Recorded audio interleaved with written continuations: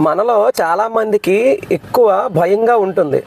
రాత్రి ఒక్కలే పడుకోవాలంటే భయం, రాత్రిపూట ఎక్కడికైనా వెళ్దామంటే భయం, లేదా ఎర్లీ మార్నింగ్ వాకింగ్కి వెళ్దామంటే భయం, లేదా ఒక్కొక్కసారి ఏమీ జరగకపోయినా ఏదో జరిగినట్టు భయంగా ఆందోళనగా ఉంటుందన్నమాట. గుండె చాలా స్పీడ్గా కొట్టుకుంటూ ఉంటుంటుంది.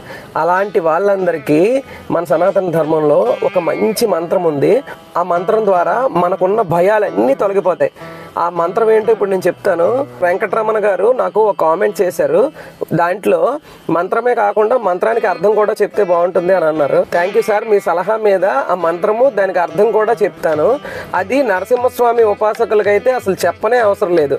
ఆ మంత్రం ఏంటంటే, ఉగ్రం వీరం మహావిష్ణుం జ్వలంతం సర్వతోముఖం నృసింహం భీషణం భద్రం మృత్యోర్ముక్షి యమామృతాత్.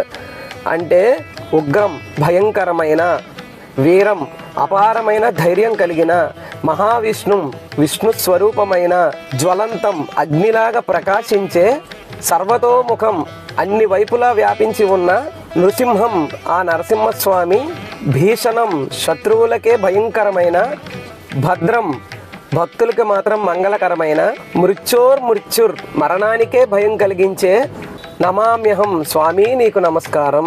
ఇంతకీ ఈ మంత్రం చదవటం వల్ల మనకి ఎందుకు భయం పోతుందో ఇప్పుడు ఆలోచిద్దాం.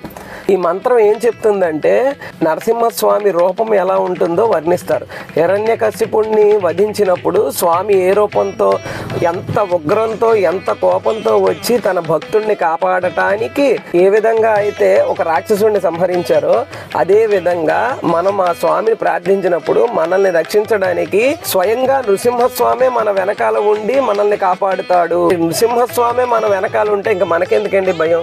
అందుకే ఎప్పుడైనా మీకు భయం వేసేటప్పుడు ఈ మంత్రాన్ని తప్పకుండా జపించండి. మీకు ఎటువంటి భయాలున్నా తొలగిపోతాయి. జై శ్రీరామ్.